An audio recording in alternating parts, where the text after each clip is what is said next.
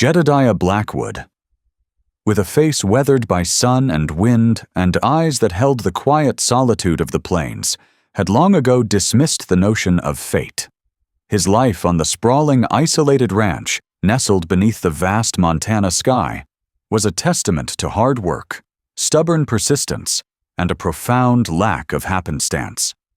Every fence post hammered, every calf birthed, every sunrise and sunset witnessed from his worn porch swing was the result of deliberate action, not some mystical alignment of stars. He was a man who believed in the tangible, the scent of pine, the calluses on his hands, the predictable rhythm of the seasons. Then came the blizzard. It wasn't just any blizzard, it was the kind that swallowed the world whole, turning familiar landmarks into ghostly outlines and rendering the air a solid, freezing white. Jedodiah had battened down the hatches, checked on his herd, and settled in for a long, quiet night, the only company the crackle of the fire and the mournful howl of the wind.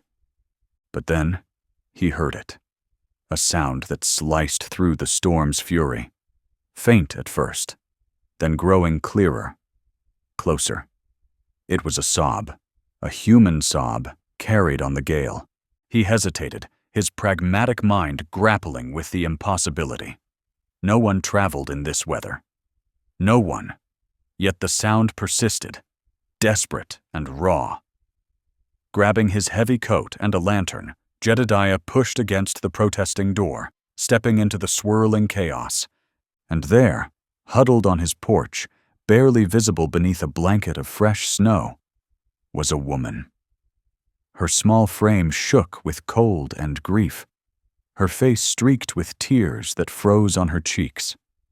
Her flimsy coat offered little protection, and her hands, visible for a moment as she clutched her arms, were blue with cold. "Good Lord," Jedodiah muttered, his disbelief momentarily overridden by a surge of concern. "Come in, girl. You'll freeze to death." He practically had to lift her. She was so weak and cold. Inside, by the roaring fire, she trembled uncontrollably, refusing to meet his gaze. Her name, she finally whispered, was Clara. And her story, when it slowly unfurled between shivers and quiet sobs, was one of loss, betrayal, and a desperate flight from a life that had shattered around her. Her car, she explained, had slid off the barely visible road miles back. She'd walked, guided only by a sliver of distant light that must have been his ranch.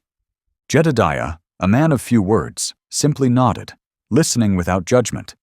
He offered her hot coffee, a thick woolen blanket, and a bowl of his hearty stew. He watched her eat, slowly at first, then with a hungry desperation that tugged at something deep within him. He didn't press for details, didn't offer platitudes. He just provided, quietly, steadily. The blizzard raged for 3 days. 3 days where Clara, frail and withdrawn, was his reluctant guest. Jedodiah, usually content in his solitude, found himself subtly altering his routine. He stoked the fire more often, made sure the coffee was always hot, and found himself glancing towards the armchair where she often sat, staring into the flames. He offered her old, warm clothes and a pair of his thickest socks. It was more than warmth for her body. It was a silent, unwavering offering of safety in a world that had, until now, been brutally unsafe. On the 4th morning, the sky was a blinding blue, the air crisp and still.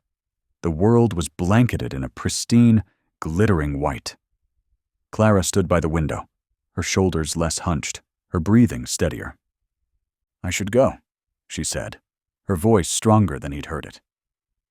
Jedodiah turned from the stove, where he was making breakfast. "Where to?" She faltered, her gaze drifting to the endless expanse of snow. I don't know." And in that moment, something shifted within Jedodiah. He looked at her, fragile yet resilient, lost yet undeniably present. He saw not just a stranger he had rescued from the cold, but a flicker of something he hadn't realized was missing in his own stark existence. He saw a quiet strength beneath her sorrow, a gentle spirit beneath her fear. He, the man who never believed in fate, felt an unfamiliar pull. It wasn't logic. It wasn't practicality. It was a quiet knowing, an unshakable certainty. "You could stay," he heard himself say, the words surprising even him. "For a while. Help out. The spring thaw is coming. There's always work." Clara turned, her eyes for the first time, truly meeting his. They were a startling blue, clear and intelligent, despite the lingering pain. A ghost of a smile touched her lips, a fragile blossom in the cold. "Why?" she asked, her voice soft. Jedodiah looked out at the vast, silent landscape, then back at the woman who had appeared on his doorstep like a snowdrift. He hadn't planned for her. He hadn't expected her. But now that she was here, the ranch felt a little less lonely, and the future, for the first time in a very long time, felt a little less predictable. "Because," he said, his voice rough with unaccustomed emotion, "it seems you were meant to find this door. And maybe," he added, a hint of wonder in his voice, "I was meant to open it." He had offered her warmth from the cold, shelter from the storm.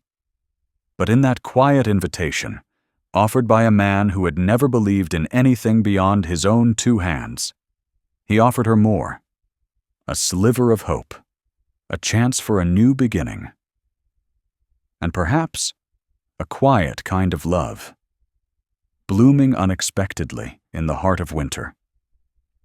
And in doing so, he found that fate, it seemed, had a way of finding even the most disbelieving of men. Weeks turned into months. Clara slowly, tentatively began to heal. She helped Jedodiah with the ranch work, learning to mend fences and even to ride a horse, her initial clumsiness giving way to a surprising grace. Laughter, a sound rarely heard on the ranch before her arrival, now echoed from the barn, carried on the gentle breeze of spring. The once silent suppers were filled with quiet conversations, dreams shared, and the slow, steady building of a bond as sturdy as the old oak outside Jedodiah's window. The ranch, once a monument to his solitude, was now a home, shared and cherished.